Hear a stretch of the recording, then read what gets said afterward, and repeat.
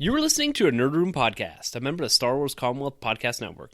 Be sure to check out more from the Star Wars Commonwealth on the web at starwarscommonwealth.com and take your first steps into a larger world.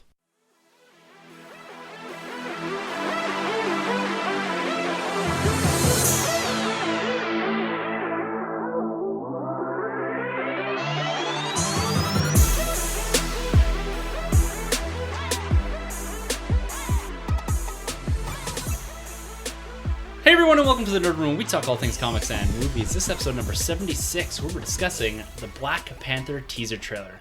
I'm your host, Tim. I'm Troy. And I'm Sunjay. Gentlemen, welcome back to the Nerd Room. Thank you. Thank you. It's quite humbling to be here. Yeah, is it? Yeah, coming off the back end of one of our strongest reviews, I think. I think as far as this cohesion, this agreeance on a movie review, something that we haven't really gotten to in quite some time. This is our Wonder Woman review that we recorded last week. Yeah, it's a lot of fun seeing you guys talk happy about DC. I didn't even have to pay you guys either, so that's good. No, it was quite good. So you guys haven't checked out our Wonder Woman review. We discussed it in quite a bit of detail last week, so go back and check that out in the feed you're listening to right now.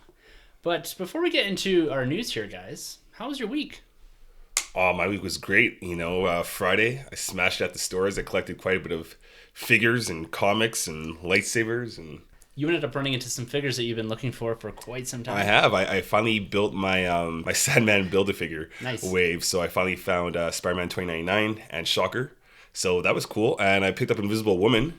Yeah, where did you even get that? EB Games. Really? Yeah, I think she'll be packing up quite a bit like the Deadpool figure. I think she'll be an easy find. Yeah, same with the Submariner. He's kind of like that too. Oh, you got him too? No, I didn't, but I've been seeing him kind of in and out. Yeah, so those exclusives are dropping here and there. Yes. I got absolutely. you a invisible jet for your Invisible Woman. Woman. Here we go. Thank you, Sunjay.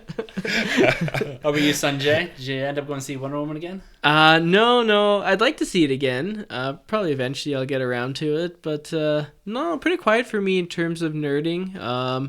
I've been saving up. As you know, I'm going to San Diego, so trying to save for that. Yeah, going to Comic-Con. So got to save up for that. And get some of them Thrawn exclusives. Yeah, I'm going to buy them and sell them to you for twice the price.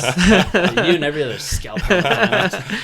I did get the Beauty and the Beast Steelbook, though, and the Lego Batman Steelbook as well came out today. So really? Did you pick up the Guardians one? I know you pre-ordered it, right? I did, but it's off the website. I guess Disney, the Best Buy let the cat out of the bag, and the Nerd Room will let the cat out of the bag early as well. Disney is releasing Guardians of the Galaxy Volume 2 in 4K. Now, Disney as a company itself hasn't officially gone on board with 4K. So that was a screw up at Best Buy's part, but lucky me, pre-ordered it, so Disney is embracing the 4K format. So I think it's pretty safe to say if you're looking for the next ultra high def format, 4K is going to win out. Yeah, and it's only going to cost you $45 a steelbook. Now, yeah. I'm a steelbook collector as well. I only do the MCU and Star Wars, but I turned away from this one. I closed the Best Buy page. Shocking. I said, I'm not paying $45 for a movie. That's twice the price that we pay to go see it. Over twice the price that we pay to go see it in the theaters. Like, that is too much money. What's the price point for you? I'm okay around that $30 mark. Yeah. For a Blu-ray with a digital copy with the 3D, sure, I don't use the 3D, and the collectible steelbook. I think $30 is a fair price, but $45? Yeah, does that include the 4K Blu-ray, DVD, 3D probably, and I think 3D features as well. DVD, Blu-ray, 3D, action 4K, figure, hot toy, digital exclusive. Yeah. But to be honest with you, like, how many people actually utilize all of those different formats? Exactly. Like for me, even though I have the CDs, like, I use the digital copy, that's it, the code. I buy the codes, but no, I don't.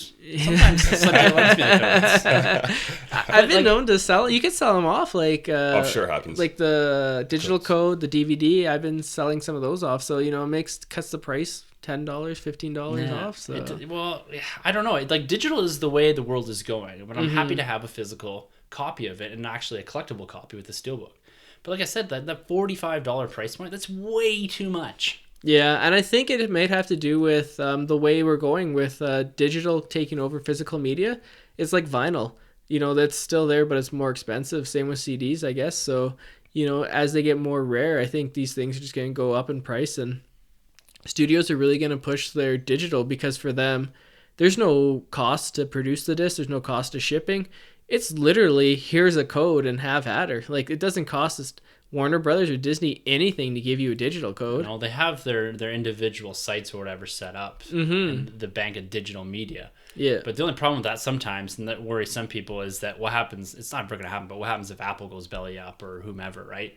Then you lose all your digital content technically. Yes. Well, some of the smaller sites like Flickster, that's been getting merged with other companies, and people are concerned if those digital codes will still work. So it's interesting. I mean, Apple may not go belly up, but some of the smaller ones, like, I don't know, like, they don't all work for Apple iTunes. So. Whatever won the Batman vs Superman, is that Flickster or whatever? I think that's Flickster. I think it's Flickster. Or Man of Steel is. Man of Steel is. Yeah, because DC has some deal because it doesn't work with Apple, their digital code, which drove me mental. Warner Brothers has their own site that they use. Yeah. So. But it's still up, but I'm saying, like, it's smaller than Apple. So I could legit see that going under in like 5-10 years, or who knows, right? Well, if price points keep going this way, they're going to drive people to digital, I think. Or at least doing this split where people, buy the physical, get the digital copy. Like, there's a lot you can do there. And this is, again, why pirating is such an issue. It's because when you say to someone, it's $45 to do something, right? It's why people don't get their friggin' oil changed when they're supposed to. Yeah. I went and did the other $120 to get my oil changed. Yeah. Like, this is why people don't do things. It's too damn expensive. Yeah. Well, like, it has to be economic for people. Like, you can't ask people to pay $45. I know this is a steelbook. Yeah. But even the 4K can't be much cheaper. No, it's a new technology though, right? Like, how expensive were Blu-rays when they first came out, and now they're just the same as DVDs, right? $5. Where are you on this issue, Troy? With this issue? Like, are you a physical media guy? I'm a physical, but I don't keep up as much as you guys do. I don't buy as much Blu-rays as I used to. So I still won't be dropping $45. No. I have a hard time dropping $45 on an action figure. Yeah. And actually, I saw Wonder Woman the other day, $45. I was like, no, I'm not doing it. Oh, where'd you find that? EB Games. They had the Wonder Woman icons. Oh, from the movie? Nope, it's the comic book, so it's kind of like the Rebirth looking costume. Interesting. Yeah, it's meant to be the new 52, but they kind of just relaunched the Rebirth, so they went the Rebirth design. But $30 for her, sure. 45, not happening. A lot. 45 for Antwerpy, sure. Yeah, for a Mattel figure. Yeah, no. Well, gentlemen, that's a perfect segue. We started this episode on a giant tangent, but let's jump into some of the news. And let's kick it off with some discussion of Wonder Woman. We did a review. Whoa. Wait a second. Wonder Woman? Tim's favorite theme song. I hate this song. How could you hate this song? So much so that we didn't even touch on it last week in the review. Not the score or the music. Best superhero theme ever? No. I think so. I like it, but it's not. It's not the best. It's iconic. You hear this and you're just like raring to go. I will say that its inclusion in Wonder Woman was way better than I thought it was going to be. That's the only credit I'll give it. It was subtle and it was brief. Yeah. This is going to be Tim's intro music now. Whenever we introduce at the beginning, like, and I'm Tim, and then this will play. Yeah. I edit, so I have the ultimate control. Anyways, this movie pulled in $103 million last week, and it continued to steamroll the box office with $58 million in its second weekend, which is a very impressive feat. This is outpacing Batman vs. Superman, Suicide Squad, Man of Steel, all of these cinematic comic book movies. Its second weekend, it's outpacing a lot of them for just the individual money haul as well as the percentage drop. So this is holding quite firm, and it had a bit of competition with The Mummy. A bit of competition in the sense that it filled up theater space. Not so much that the movie itself was good. Haven't seen it, but it's pretty incredible that this movie continues to plow through in this crowded summer movie season. What do you guys take on this? How much is it actually going to do? We're looking at $206 million already domestically, which is on pace with Man of Steel as far as its second weekend total domestic haul. And it's already pulled in $438 million globally. What are the legs going to look like on this movie going through the next few weeks? Are we going to see a substantial drop-off, or is this going to pull up into that $300 million plus range domestically and match that total of Batman vs. Superman and Suicide Squad? It's doing better than I ever could have expected. If you look at some of the second week drops, this is the second best. The only superhero film that has beat it, I think, is the original Iron Man, which is crazy to think about that this is outpacing The Dark Knight, Avengers, which is insane when you think about it. And you look at the demographics of who's going to this movie, it's mostly women, which is good to see. And it's good that I don't think we've had a superhero film that has been mostly women if you look at the demographic breakdown. No. I think it's mostly men, like 60 to 55%. Oh, yeah. And I think, I mean, it's good to see, and I think that's contributing to the legs. I think the same amount of men are going, but now more women are going to this, and I think it's a wake-up for studios, and I think, you know, now we're going to see Captain Marvel is the next female superhero film, and I think that comes out, 2019? Yeah. So, I mean, yeah, if Late that one's... 2018, maybe? That's 2019. Yeah, well, we might get the silver and black even. Oh, yeah. It might be pretty close too. The Sony production, right? I bet you when Marvel announced that, they're like, oh, yeah, Wonder Woman won't do so good, so we'll have the first good female superhero film, and now they actually, for the first time, have competition. There you go. So they got to raise their game. I think, as you said, like, Man of Steel did $290 million, I believe. Yeah, 290 domestically. Yeah, domestically. I think this will reach $300 million. I don't think it'll reach Batman v Superman. That's like 335, but 330. Yeah, and then internationally, I think this thing, 650 million, which is crazy because that's 4 times its budget. So no matter what, this thing's getting a sequel, and hopefully soon. Yeah, definitely. And hopefully a higher budget, an extra 100 million thrown at it would be nice. So I'm glad that people seem to really resonate with this film and want to keep seeing it again and again. Repeat viewers must be high, and if you haven't seen it yet, you should go out and see it now after you listen to this podcast. Definitely. Yeah. And one point of clarification there. You did say that it was outpacing Avengers. It's outpacing Avengers as far as percentage drop. Yeah. It has a better... Yeah, there's no way it's going to touch the Avengers in terms... And, I mean, maybe when Justice League comes out later this year, she might reach there. I mean, who's to say? Yeah, I really don't know. Because there's a lot of rumors going around right now. We heard a lot of rumors about this film as well. I mean, I don't know if we touched on it on this podcast, but I heard many people saying, someone wrote an open letter claiming to be an employee of WB, saying Wonder Woman's a mess. I don't know. I mean... Well, this is the rumors that are going around about Justice League. I remember those rumors about Wonder Woman. They didn't prove to be true. But now we're looking at Justice League. They're into their second round of reshoots for this movie, now under the helm of Joss Whedon. Now, a lot of these were at the request of Zack Snyder, tweaking the back end of this.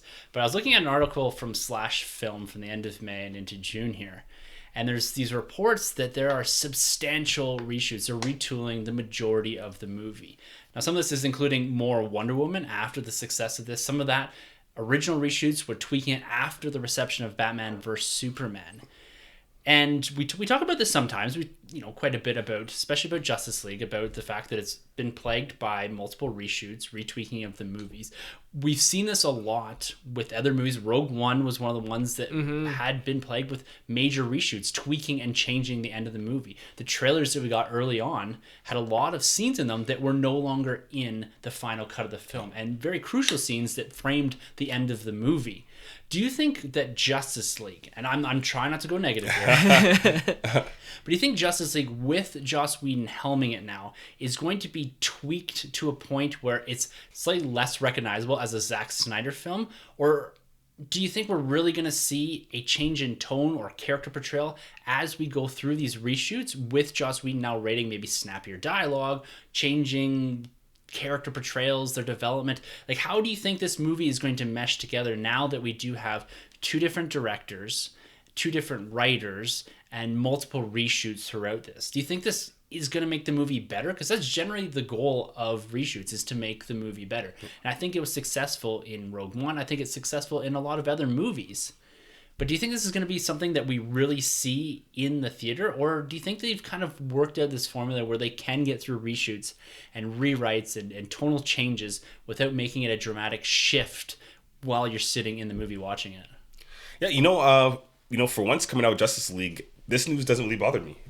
Plenty of movies, from Thor, Underworld, to, like you mentioned, Rogue One there. We've had aftershoots or reshoots after reshoots. Most of the time they're planned and they're in their budget anyway, so I'm not too worried about this, especially in this scenario, because with Joss Whedon stepping in, this isn't very common. So it would make a lot of sense for him to step in and, alter the shooting, especially, with the successful Wonder Woman. I'm hoping Joss Whedon's going in there and, bringing Wonder Woman more to the forefront, because like Cap, it's like he got that big push after he kind of took over the MCU as like the face of the movies. At least I think so. He kind of took the shine from Iron Man a little bit. I hope they do the same with Wonder Woman. I hope it's more Wonder Woman and, you know, some Batman. Of course, you got to have Batman in the DCEU. But yeah, this news really doesn't bother me. And actually, if anything, it kind of piques my interest a little bit more because this movie wasn't even on my anticipated list. Josh Whedon stepping in here kind of brings it up a little bit. So I'm looking forward to it. I don't think it does no harm. Yeah, it's a great point you make there about Joss Whedon not taking the reins of Wonder Woman. He had that Wonder Woman script from before that never got made. He's always been hailed as someone that can write women very well. He has a lot of history writing very strong female characters. Black Widow, Buffy. Yeah, exactly. And so it'd be interesting to see if they go in and tweak Wonder Woman a bit and get her a bit more prevalent in the movie with a bit more of that Joss Whedon-esque dialogue. Yes. Sunjay, what are your takes on this Justice League news? You know, as you said, it doesn't. As Troy said, it doesn't really bother me too much. I mean, reshoots happen in every film. They happened in Wonder Woman, Rogue One, and those films turned out to be great successes. Very nice. They were a great success. Bringing back the Borat. And this one, you could tell from the first trailer, it seemed to have a much different tone than Batman v Superman. I mean, if you watch that trailer and you watch Batman v Superman's first trailer, completely different tones. And the writer, I forget the writer's name. It'll come to me later in the episode, and maybe it won't. David Goyer. I wish. He's pretty sweet. Yeah. No, I can't remember the guy's name, but he was saying that Justice League was always planned to be kind of like the lighter of the trilogy, from Man of Steel to Batman v Superman to Justice League, and Batman v Superman was always supposed to be the darkest film. So yeah, I kind of expected this one to always be like more of a lighter tone, and yeah, I mean, hopefully they don't reshoot a lot of action scenes, because in my opinion, Zack Snyder does the best action scenes in the business. I love Josh Whedon. What he did with the Avengers was really good. Avengers Age of Ultron, a little less so, but still was a good movie in my opinion. But yeah, I mean, he does really good character development and dialogue, and so if he can throw that in and you combine that with Zack Snyder's action scenes, then I'm there opening night, probably twice. Let's face it, you're there opening night no matter what. I was there opening night for, I think, all 4 DC movies, except for go. Batman v Superman. I was there a week later because my daughter was born. I had to sneak away. Fair excuse. I asked the hospital if they could put it on during the labor, but they said no. Everyone's on the screen. No, I'm kind of aligned with you guys there. My only fear is that this movie's going to feel like 2 or 3 different movies mashed together again, like I felt with Batman vs Superman.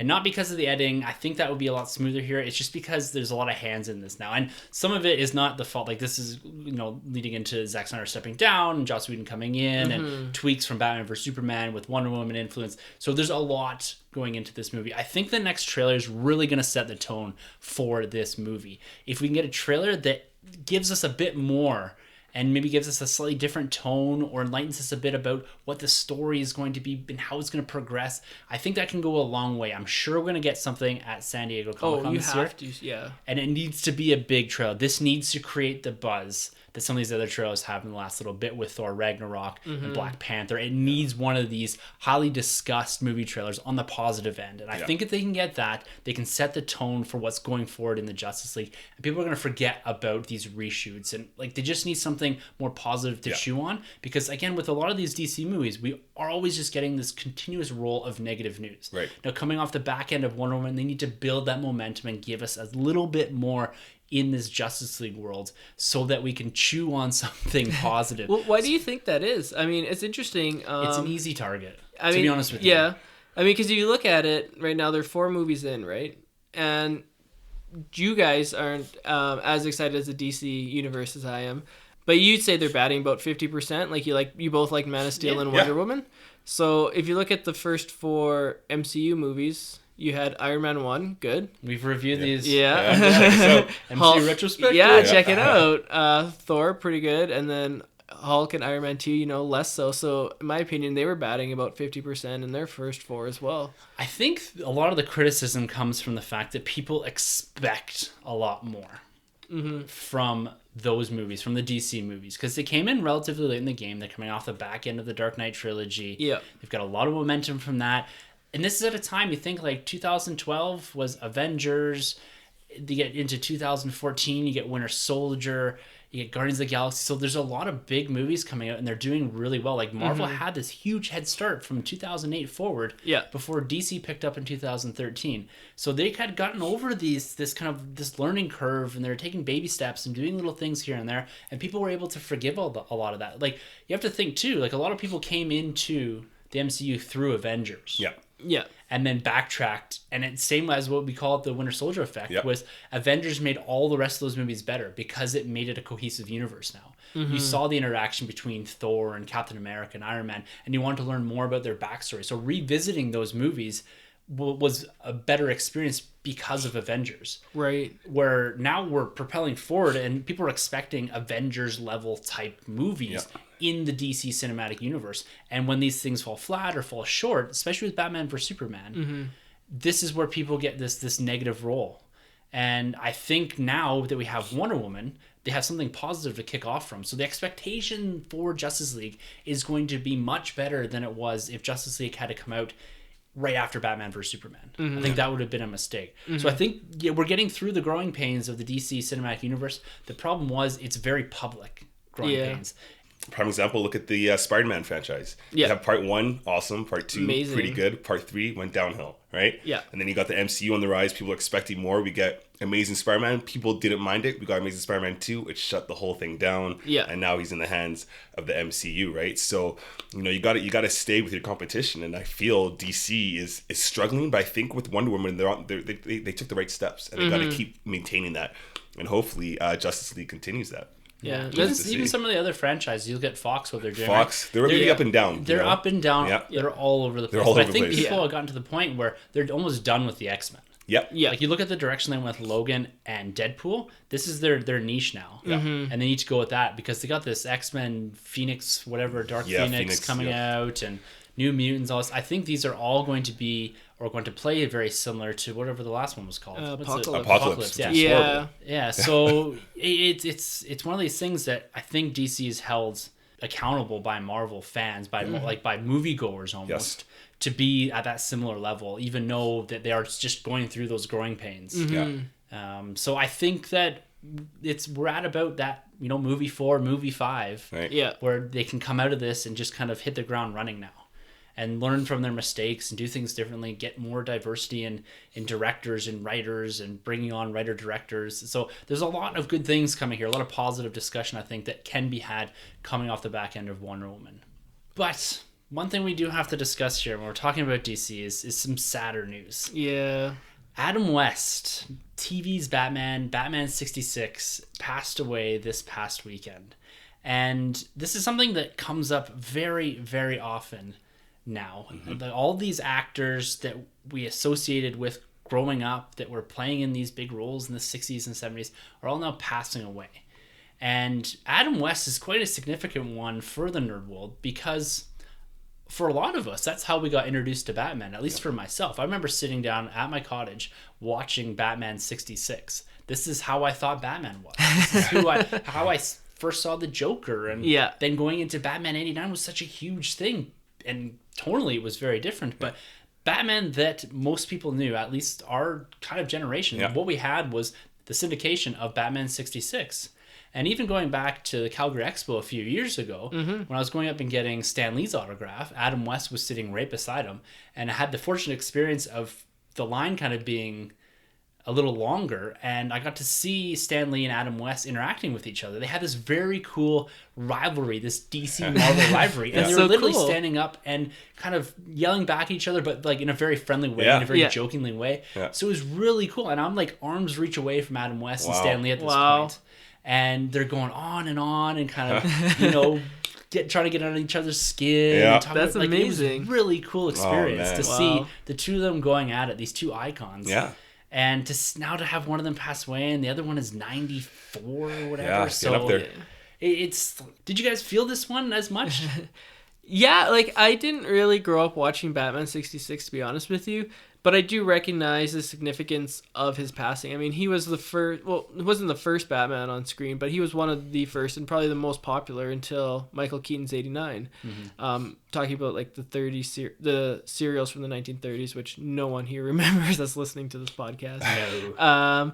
But yeah, Adam West, he was a huge star. I mean, he turned Batman into a huge star. He paved the way. If that show, Batman 66, isn't successful, I don't think we get Batman 89, and then by that extension, I don't know what we get. Like, I don't think we get Superman the movie from the 70s, because, you know, they showed that superheroes on TV could be bankable.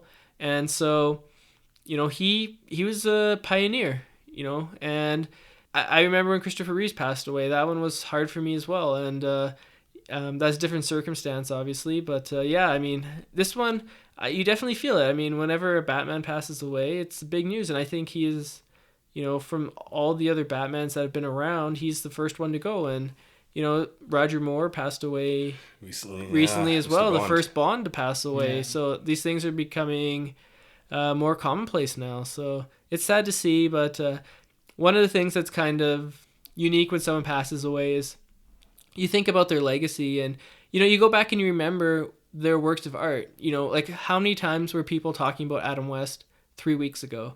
You know, like, people knew him, but they didn't, like, you know, bring him up. But now that he's passed away, you're hearing all these cool stories, and it's neat to see, and it's nice to hear these stories, and wish we were hearing them under happier circumstances. But yeah, he'll always be Batman to me. Yeah, you know, this guy was one of, like, everybody's Batman, you know, and I remember being a kid just totally loving Batman for what he did and bringing that light and that color, and I really thought what was so cool about this character is that, like, my parents watched this guy. Yeah. You know, like, this was my parents' Batman. This was one of the first experiences I've had, you know, with that. So it's really unfortunate that he's passed, but he was great, and he's forever Batman. And, you know, even seeing the Michael Keaton Batman, I was kind of like, wait, this is weird because Adam West is Batman. You know? Yeah. So yeah, shoot, it's really unfortunate. He will be missed. Mary West too, from Family Guy. Yeah. You know, he's one of the main actors to really embrace his role as being like a superhero, being kind of like typecasted, but he embraced that, you know. He made it his own, and yeah, just forever missed. And yeah, rest in peace. Yeah, that's an interesting point you bring about this generational thing. I don't think there's any other superhero that spans multiple generations as being the hero, right? Or the person behind the mask. That's right. Like, with the exception of maybe Christopher Reeves, he's the only other one that I think would be that this is our shared Batman. Yeah. Maybe like, Linda Carter from Wonder Woman? Maybe, but not. Lou So that was because we didn't have many live actions of Wonder Woman either, right? So that's true. Yeah, but Adam West really embodied that. Well, to a certain degree. I mean, they changed his character. They changed Batman a lot. Yeah. You know, going into '89, but everybody can still be like, yeah, that was my Batman. Everyone's seen it. Like, even if you're a fan of the show or not, you still remember. Like, I have the movie, the Batman 66 movie. Campy as all hell, but it's still a good time. Like, you put it on, you laugh your ass off, but that's what it's intended to do. Yeah. Campy was like made off of him. Yeah. You know? I have so many fun memories of watching that at my cottage when I was a kid. Like, that's one of the things I remember sitting down. I know I've talked about this before, but I remember sitting down on rainy days and that whole intro coming on with the villains flying across the screen and all that. Same channel. Same same I love that. Or whatever it was. And his utility belt was. I love the Batcave. It's so colorful. It had like that Star Trek kind of feel. Like the whole Very Star, much you know what I so. mean? Yes. Yeah, very much. Do you know who was one of the driving forces behind the creation of that show? Hugh Hefner. Really? Yeah, he used to have parties, and he would put on the Batman 1930 serials, and they would laugh about how bad it was, and it became really popular, and then from that spun off Batman 66, so... Cool. There you go. You can thank the Hugh Hefner. Yeah. Cool. And he does have one more debut as Batman, actually, because there's the animated Batman movie. It's like the 66 era. Part 1 came out, I think, last year, and Part 2's coming out pretty soon, too. There you go. Oh, nice. I have Part 1, so I'll have to pick up Part 2 now. Yeah, I think it's like Tales of the Crypt... Tales of the Cape Crusader. It's even had a bit of a renaissance itself, because there's a Batman 66 comic. There is. And then they re-released the whole series in this massive box set a year or two ago. It might have been even last year's San Diego Comic-Con that they re-released all that. Yeah, I think so. We'll go with that. Yeah. So there's a lot there, and rest in peace, Adam West. Our condolences to his family. And his legacy will live on forever. Definitely. definitely. Love those eyebrows. Yeah. Loved them. All right, gentlemen, let's slide over to some comic book discussion. Let's talk about our comic book picks of the week. And I'm going to throw this one to Troy because I have a feeling him and I are going to have the exact same pick of the week. Yes. So, what are your thoughts on Darth Vader #1 meets Batman Year One, basically. Charles Soule, Tim's a big fan of his. I'm right there behind him. And Giuseppe on the art. Man, Giuseppe's been just classic with Spider-Man because he gets the emotions of the mask and how it works, how his eyes go up and down. And he conveys that again with Darth Vader. You know, he has that one helmet that doesn't move, but in the comic, he captures like these angles of his helmet, and you get what Vader is thinking under that helmet. The art is fantastic. Seeing like a young Vader is genius. This is what we needed. I love Revenge of the Sith, but we needed this in that movie. We needed to see more Vader in the costume. And I just absolutely love what they're doing. You know, he's on a quest for his lightsaber. We get more kyber crystal talk going on about how they bleed. And just, man, the dynamic between Palpatine and Vader is great. And it captures what happens in Lords of the Sith a little bit too. Yeah. Like, this is like a classic prequel leading into Lords of the Sith. Like, I can't wait to finish this series. I think it's an ongoing. Yeah. And then pick up Lords of the Sith again for the third time and dive into it. I love this book. This is exactly what I needed from Star Wars right now. Yeah, it is absolutely brilliant. It is also my pick of this week. I love where they kick it off. It's right after Revenge of the Sith ends. We pick up right there. And that interaction between Palpatine and Vader and how Palpatine, you know, there's a little something that goes on. And don't use the Force on me ever again, or else. That is so cool. And you're so right about the art, is that in the films, conveying Vader's emotion is difficult, but they do it really well through his actions and his voice. Yes. But we don't have that voice other than one that you have built into your head in his comic book. So you're right with the art. The expressions that you get off of his movement and how they draw the panels and how they're able to express what's going on. Like, I feel Anakin in that suit, even though it's fully Darth Vader. And 100%. I feel coming out of Revenge of the Sith, this is a perfect segue into this. And the whole thing with the lightsaber, I cannot wait to get into more of this. This is an absolutely incredible start to this book. The only complaint I have is a $4.99 price tag and that thing at the end. So it's like you get the book and then you get this like 5-page. Oh yeah, and they did that before in the other Vader comic. No, I think. It was maybe the Vader. They also did it in Darth Maul #1. They have like this. It's the same artist. It's goofy like, though. It's kind of like cartoon-ish looking drawing. Yeah. And it's like a backup story with droids. Yeah. And then you get the same thing in Maul.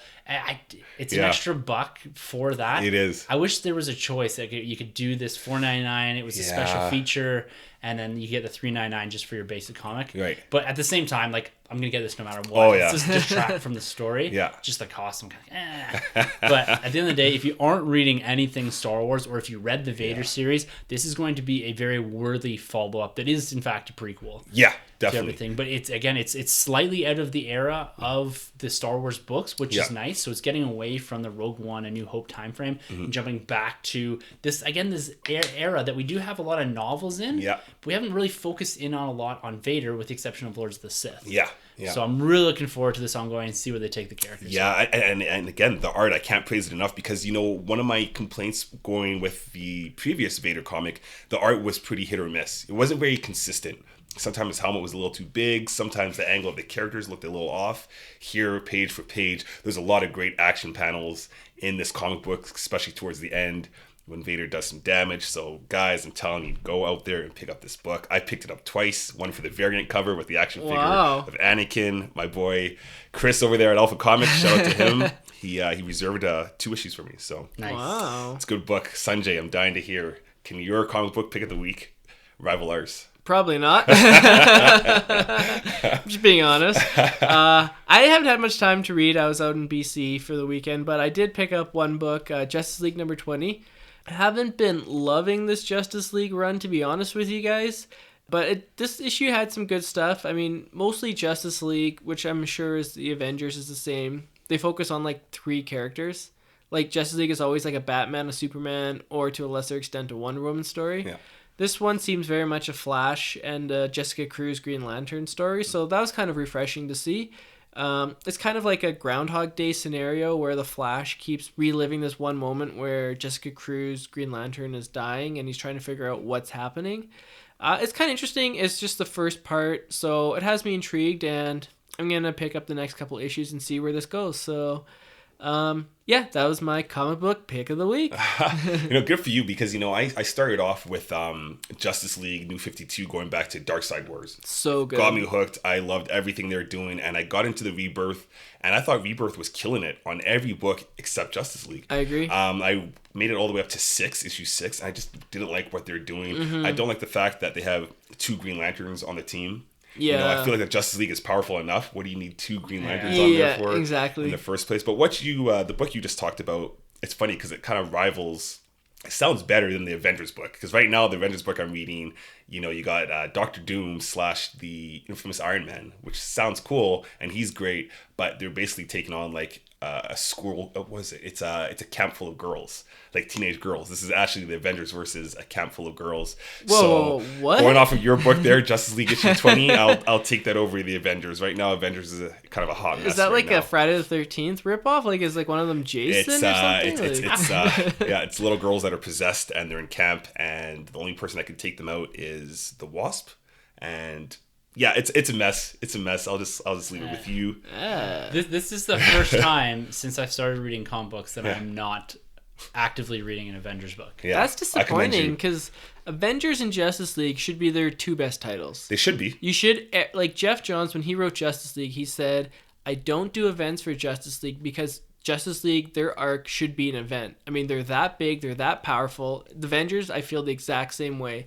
If you give me an arc that doesn't feel like an event, it's a letdown. Yeah. And, not just Justice League, but the writer of Avengers, Hickman. Oh, okay. He gave us one of the best runs I've ever read. That's another level. And you look at what Bendis did as well. Yes. Like, these are long-running arcs. Like, I don't want in an Avengers book a 6-issue arc that fits into a trade. Yeah. We need to have something that's seated. It goes on for a long time. Yes. And also, even if you want to do a book once every 2 months, because it integrates what's going on elsewhere, so the writers have time to say, I know what's going on in Captain America, Thor, and working all that in together to make these, again, feel like event-style books. Yeah.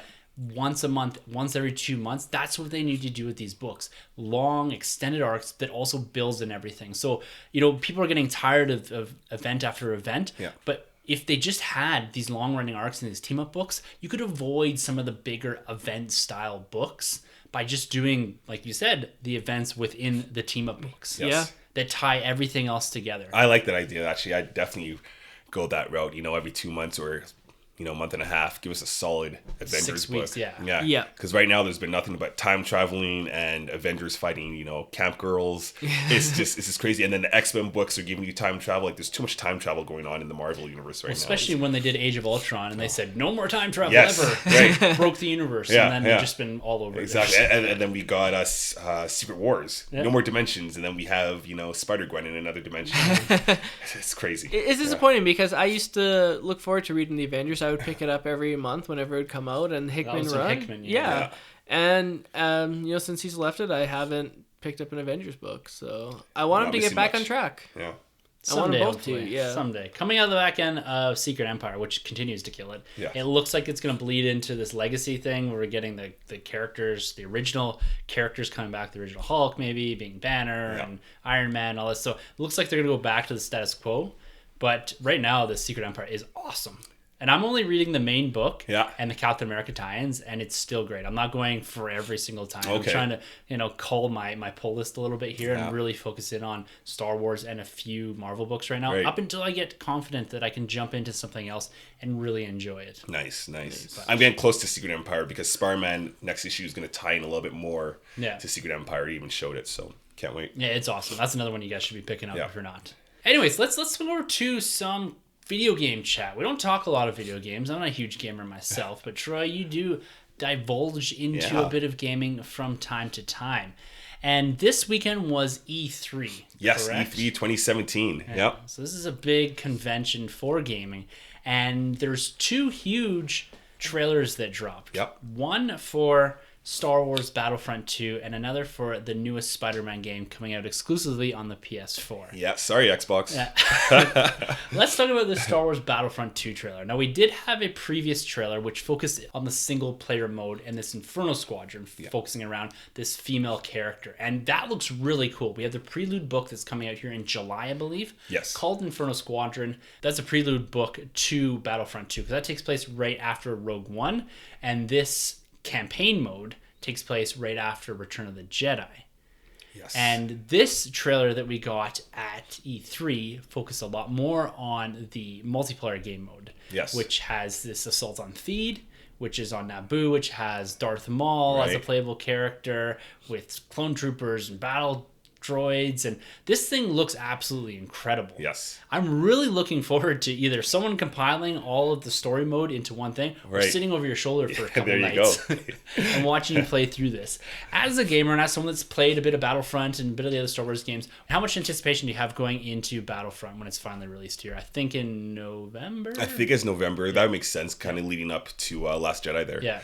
This is huge. This is a great trailer, but I still feel that the fans from the previous game, including myself, our biggest complaint was the lack of story mode. So I wish this trailer focused more on the story mode, because we get multiplayer, right? Everybody understands how multiplayer works. So I wish we got to see a little bit more story. That being said, though, it's a fantastic trailer for what it does. You know, we get to see Darth Maul. Who doesn't want to play as Darth Maul? It just looks so good. The planet Naboo that you mentioned looks great. But I just want to know more about the story mode. Yeah. I just want to experience that a little bit more. So all around looks great. The graphics are incredible. They are. EA does such an incredible job there with the graphics. It looks like we're getting space battles this time too, which is great, because if you go back to the original Battlefront games on the PS2 and the Xbox 360, no, just the Xbox, the first Xbox, you had space battles. I don't think you had them in the last game. Okay. So it looks like we're going back there, which is huge. It's Star Wars. You got to have space battles. Definitely. Yeah. Yeah, the trailer knocked it apart for me. Yeah. Like, I like the start is awesome because it gives you the stormtroopers through 3 different eras. Love that shot. Oh, it's so cool. Borrowing from the Force Awakens opening scene, right? With exactly. the troopers in the shuttle. Yeah, and the gameplay with Rey and Kylo, the multiplayer gameplay with Rey and Kylo. I agree with you. It's a bit confusing because at first I was like, I couldn't tell what was gameplay or multiplayer mode. Yes. And what was the gameplay. Cutscenes, right. So I was like, what the hell are they doing? like Darth Maul with clone troopers? This doesn't make sense. Like, I guess in the Clone Wars, he kind of kicking around there with them. Yeah, I guess it's tough. That's a big thing with the last one too, is they're very careful with their continuity of video games. Apart from their multiplayer MMO, the Old Republic, which is not canon, so they can do whatever they want.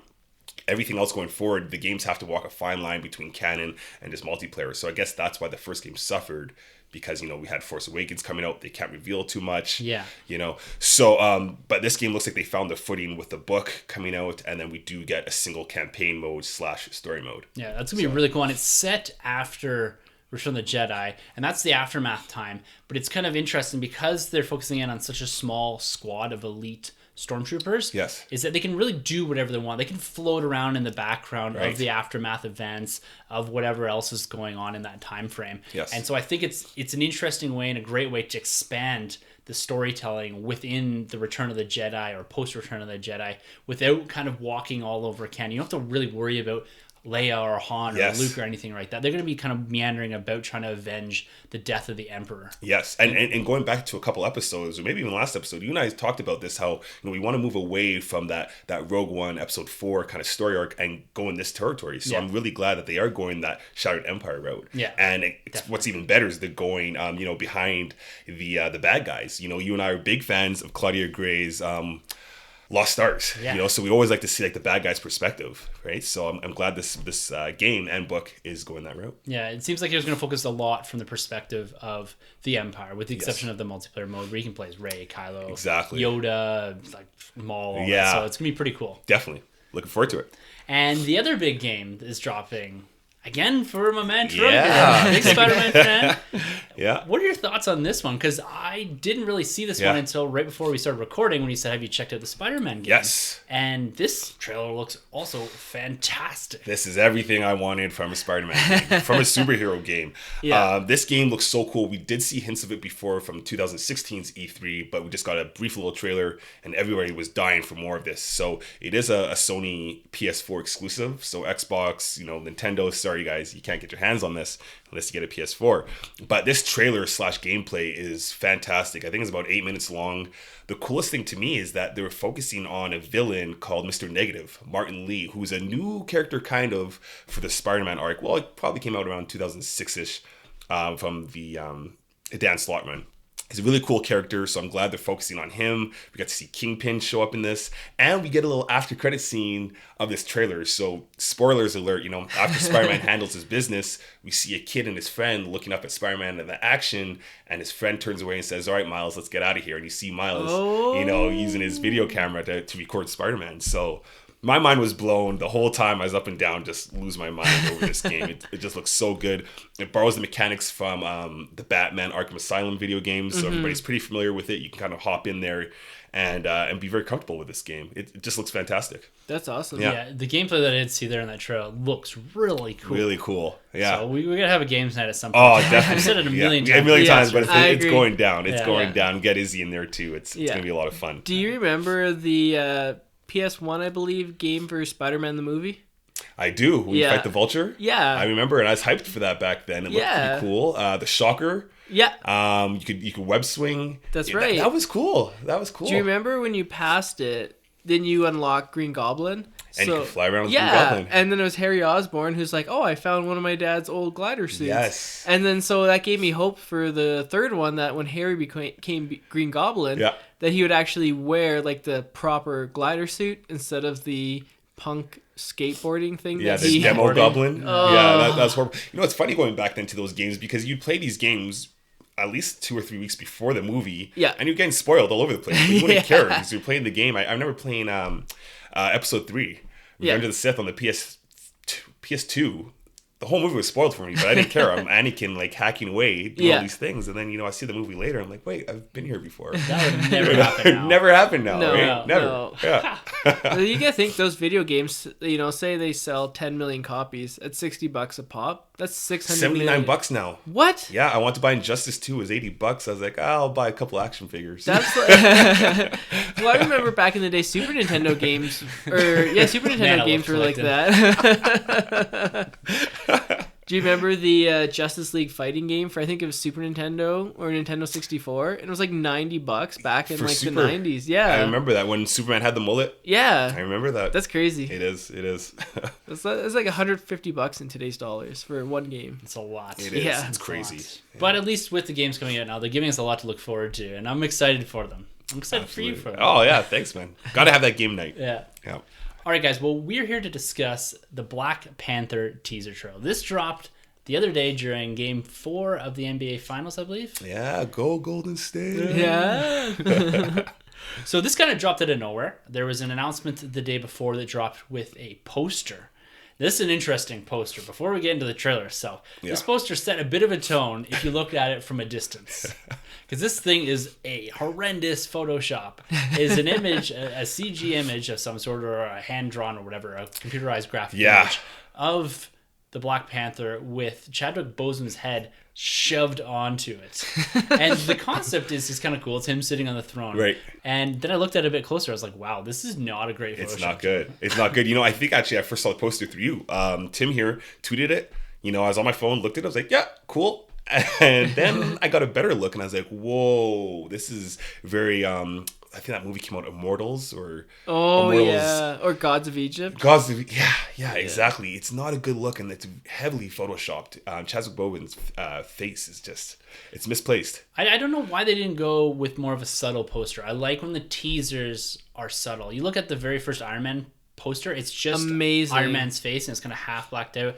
The Captain America one where he's holding a shield and he's looking down. So good. Thor, God of Thunder, is just his head. It's got a Ant-Man was genius. Just little ant. Yeah, the white. Yeah. And then the Avengers was just the A that said assemble. Like a lot of the subtleties behind the teaser posters is why I collect the teaser posters for the most part. I do like some of that clip art Photoshop stuff. Some of it's all right. Yeah. But all in all, the teaser posters are generally the best posters. Right. And I don't know why they didn't go more subtle with this. Like they could have went so many different ways because of how dark his costume is. Yeah. And you could have embraced a bit more of maybe the colors and that we do see in the trailers, or some of the scenery that we do get there. More Batman-like even, Yeah. right? With the Yeah, helmet. oh, that would be really cool. Yeah, something. So I don't know why they didn't go that path. It didn't really deter many people from watching the teaser trailer when it finally did drop.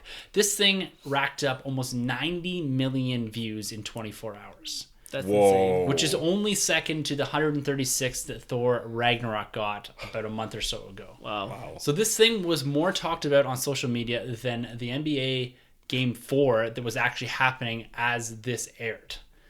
Which is pretty incredible when you think about it. For a character that a year or two ago no one knew who he was. Right. And now with him being included in Civil War and now getting his own solo origin-ish story, people are psyched for this. This has an incredible cast behind it, an incredible director in Ryan Coogler, and what they put to screen here for this first trailer got me jacked up. This was always one of my most anticipated 2018 films. Nice. Even before I saw a frame of footage, this puts it on another level. Marvel continues to evolve their characters. They're diversifying here. They're bringing in a completely different element.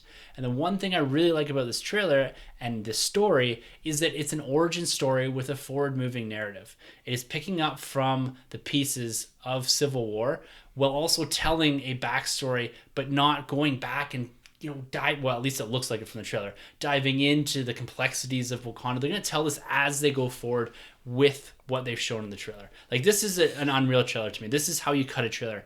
You introduce all of your characters and you tell almost nothing about the story. Exactly. You can get the gist of it, but there's nothing really there. While piquing our interest, right? Exactly. The music too, that step into the spotlight, the lights flickering at the beginning. Man, we get that cool Batman shot of him in the jungle, in the trees. Yeah. Michael B. Jordan just looks awesome. Man. Michael B. does no wrong. Third time now working with Ryan Coogler from Creed and Fruitvale Station. I'm hyped to see this movie. Oh, that directed those two movies? Oh yeah. Oh wow. Yeah. And watching Creed, the fight sequences he captured in the boxing ring were great. So I can't wait to see what they do here. Even seeing Civil War, the fight sequences were great. So hopefully they bring back that same choreographer.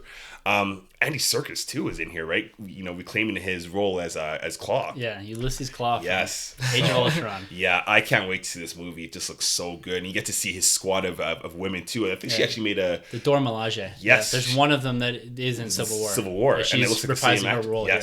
Yeah. One of them. Yeah, there's one a of few them. others. Yeah, Right. there's the girl or the lady that plays Michonne in Walking Dead. Okay. She's the one with the machete. Yeah. So she's one of the Dora Milaje as well. Okay, and we also have Nupila Nyong'o. Yeah, she's, I believe, a Dora Milaje as well. We haven't seen her yet in the trailer, at least. I think she was in the trailer. Oh, she was? Maybe. Okay. Can't remember. Cool. Sunjay, man, what did you think? I hate it. No, I'm just kidding. Get out of here. No, I just watched it before this podcast started. As I said, I was in BC, so my cell service wasn't that good. Yeah. This trailer makes the movie look so awesome. Like, as you said, the fight scenes, the one where he's on that one car and then he the car's flipping and then he jumps on the hood of the other car. I was like, man, that looked really cool. And for that being a opening teaser trailer, the CGI is not finished yet. Yeah. So it's only going to look more crisp and it's only going to look better from here. I'm super jacked for this movie. 2018, I mean, there's how many superhero films coming out? Well, there's 3 from Marvel, 3 from Fox. 1 from DC. 1 from DC Aquaman. Confirmed. Yeah. So 7. This is right up there. As a DC guy, it's not above Aquaman, but it's pretty close, which for me to admit that, I mean, that's huge. That's huge. I mean, this movie is probably number 2. I think I'm even more excited for this than Infinity War. Wow. Yeah. Look at that. Yeah. I mean, I think this movie is going to be the Wonder Woman of 2017 in terms of this probably doesn't have as big a budget as Infinity War. God, no. Definitely not. But I can see this movie having the legs of Wonder Woman. Well, this does drop. I see what you did there. Yeah. Put that picture in your mind now of Black Panther with Wonder Woman's legs. This does drop in February. So no it's competition. a lot of running room. Yeah. Wow. So February 16, 2018, this drops. So that's soon. Man. Like, Yeah. that's only like, what, Well, it's 7 supposed months to be away? this year, Yeah. but it got pushed out. Pushed. Really? Yeah, Was it for because of Spidey? Spider-Man. Yeah. Yeah. So they chose Spider-Man over this? Pretty good decision. Yeah, I think don't so. know. I think this looks better than Homecoming. It might be better as far as content-wise, but I think giving this a little bit more space as far as box office and the time for Ryan Coogler to get together the cast that he did put together. Yeah. I think this will benefit the movie having delayed this. Instead of rushing something into production trying to build off the Civil War, this is still going to be the same movie, but given an extra 6-8 months, this is going to be a better movie. Yeah. So this is kind of going to be a sequel to Civil War? It seems like it won't be, because before he wasn't Black Panther, was he? Right, and he Yeah. wasn't king either. No, Yeah. so it looks like, just based off of the trailer here, some of the observations I have here, it looks like it's going to be at least a good portion of the film is going to focus in on some sort of unrest within Wakanda and T'Challa returning to claim the throne of Wakanda, because all the events of Civil War happen post T'Challa's death, and he takes up the mantle of King of Wakanda. And you look at the characters like Michael B. Jordan, and there's also Manape that's going to be in here, played by Winston Duke. And it looks like it's going to be a lot of this tribal battle for the throne of Wakanda and challenging for the throne of Wakanda, which fits into the comic books really well. Eric Killmonger, who Michael B. Jordan is playing, he's this exiled son of Wakanda. He's come back to claim the throne, and the reason he was exiled is because his father, along with Ulysses Claw, Andy Serkis' character, tried to lead a coup against T'Challa. And so they're exiled for this, and then him coming back. So there's a lot of inner workings here of the different tribes from Wakanda that I'm really liking here. We get some great imagery at the start of this trailer when he's going into what looks to be a coronation ceremony. We have all the different colors and the palettes that they're playing with there, and this kind of traditional culture, African culture, mixed with this like futuristic, ultra modern technology. Right. Like, this is going to be a real great juxtaposition of two things that are completely different. And this is addressed even at the start of this trailer. It's an interesting way to start a trailer for a Black Panther movie, is having Ulysses Claw and Everett Ross returning Martin Freeman from Civil War. Yep. It's giving you two familiar characters, and they're kind of bantering here a bit, and we're learning a bit about Wakanda, about how it's this secluded nation, and how that no one really knows what's going on, and he refers to it as El Dorado, the city of gold in South America, that this is, what legends are made of, and how they've likened that to this is actually Wakanda, and it's the vibranium that everyone's looking for.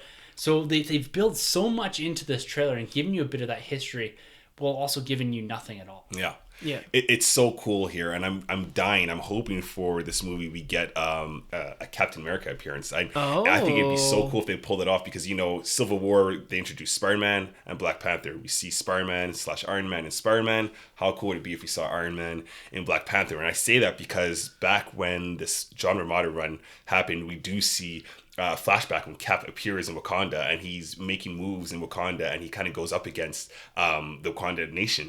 And I think it'd be so cool to see him go up against like his great grandfather at one point, because there's some unexplored history of Cap Winter Soldier. I'm guessing he was Captain America for quite some time that we haven't explored yet. It'd be really cool to see a flashback of him back in that cool Captain America getup. Yeah, stealth.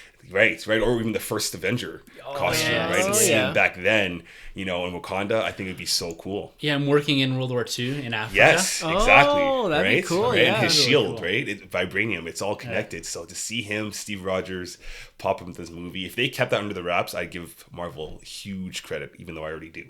So, Well, that's like the Ultimate Avengers cartoon. That's the right. number 2, I think Revenge of Black Panther or something it's called. and he goes up against the Avengers. Yeah, and then it has like Cap in World War II and Red Skull's there, and There's they're, aliens. Like, the alien Nazis or Yeah. something, and then he fights him. That was a really good one. That was good. Yeah. Yeah.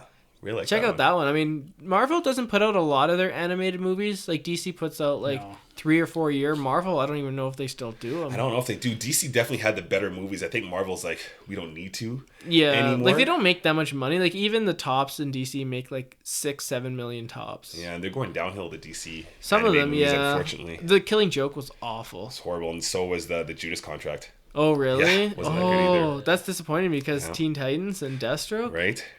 Jeez. Yeah. Black Panther, though, right? Yes. Now, we did see a lot of the woman of Wakanda in this trailer, and I'm immensely excited for the Dora Milaje. They look like they are bad asses.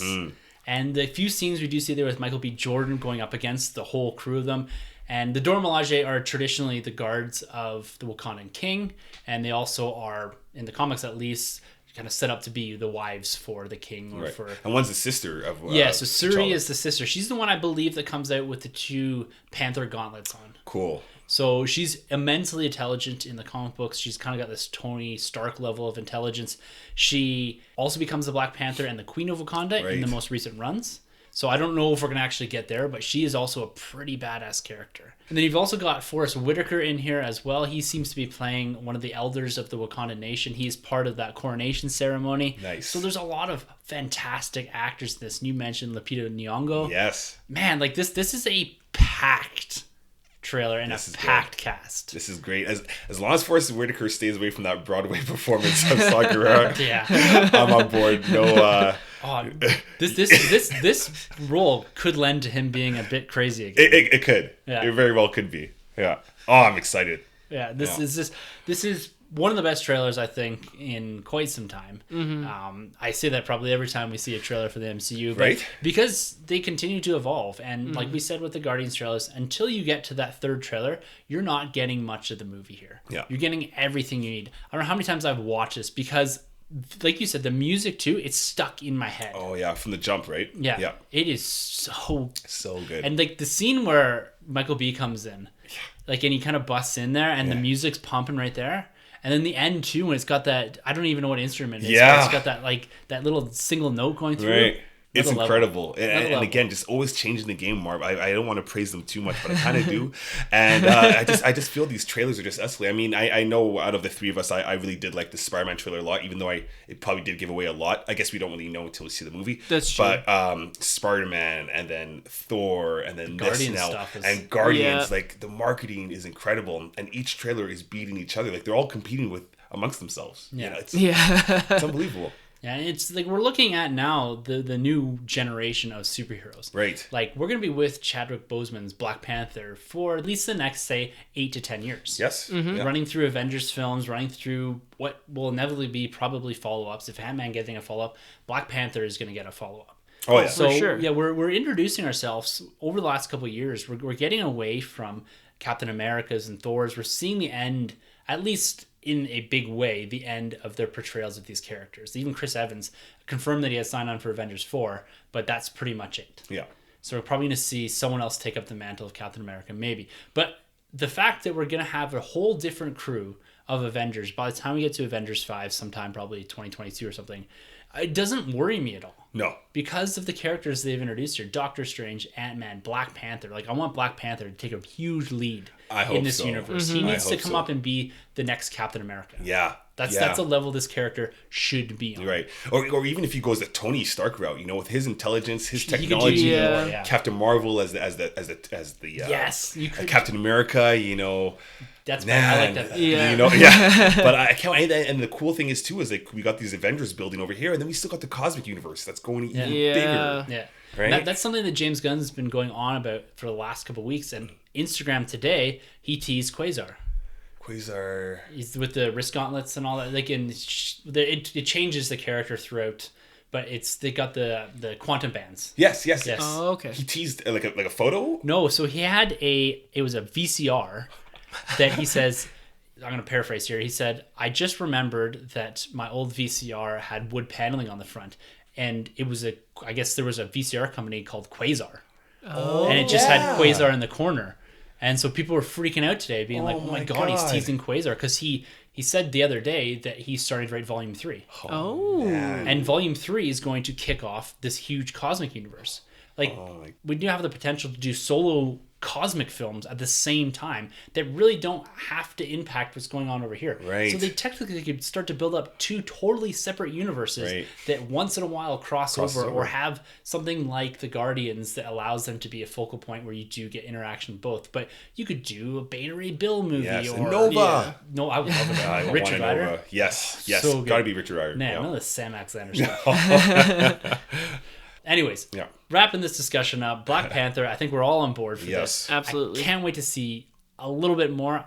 I just want to see a little bit more of Chadwick Boseman. Yeah. That was one thing about this trailer. It wasn't hugely focused in on him. That's a good point. And it might be because we know the character, we're familiar with him because of Civil War. This was a lot about building Wakanda, I think, as a character. You look at the most recent comic run, Wakanda is a character in there. That's right. And the tribes of Wakanda and the culture of Wakanda. And I think this movie was very successful in bridging that gap between Civil War and saying, look, we're doing something with this character you're familiar with, but we're doing something really different at the same time.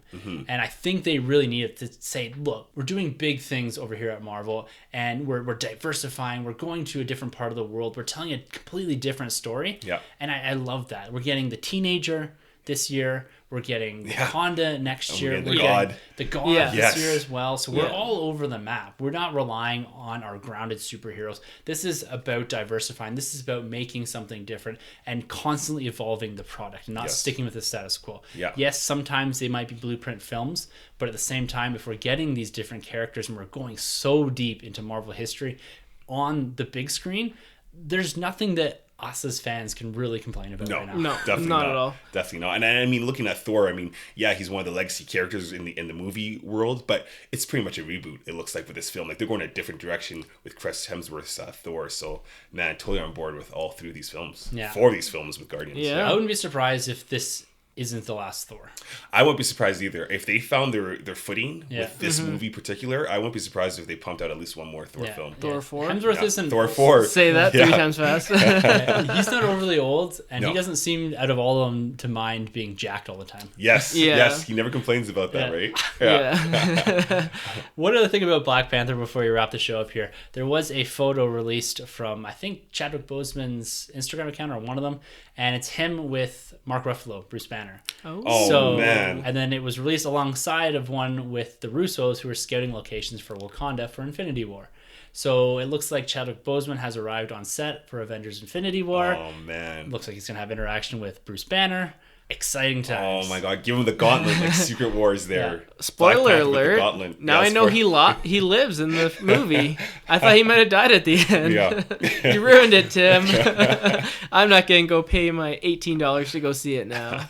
Yes, you are. Yeah, it's true. Because we have to review it. Yeah. All right, guys. Well, this has been an absolute pleasure talking about all this news. I know we started off in a bit of a tangent, but we kind of centered ourselves here around Black Panther at the end. And I have to just reiterate, man, I am stoked for everything that's coming down the pipe here. Yeah. We got San Diego Comic-Con coming up. We've got Spider-Man Homecoming. We've got Sunjay's 30th birthday. Lots of big things on the horizon. That's here. right when Spider-Man Homecoming comes out. That's a nice birthday present they gave me, Marvel. Yeah. If you wanted to, send me to the premiere in LA, I wouldn't be opposed to that. I think you'd probably need friends to go with him, too. Yeah, exactly. Some spider friends? Yeah. Some amazing friends. Oh. Fantastic. All right, well, we're going to be back next week talking all things comic books and movies. We're going to be running into our Spider-Man prelude episode in a couple weeks here, followed by our Spider-Man Homecoming review. Here we go. This will be the week after it debuting July 7th. This month, we're also talking Captain America, the First Avenger, over on our MCU retrospective series. So that's coming out the last Thursday of the month, which I believe is the 29th or 30th, maybe something like that. So that's going to be dropping, so look out for that. That's continuing on from our previous retrospective reviews, which include Iron Man 2, Thor, Incredible Hulk, and Guardians of the Galaxy Volume 2. It's kind of a bit out of order, but we're hitting these as they come out as well. And this all leads into our weekend release review of Avengers Infinity War. So we're building into something bigger. We're going to have a huge catalog of movie reviews by the time we get to Avengers Infinity War for everyone to go back and kind of revisit or take the ride with us, take the journey with us to Avengers Infinity War. Well then, gentlemen, until next week, where we'll be returning to talk more comic books and movie news.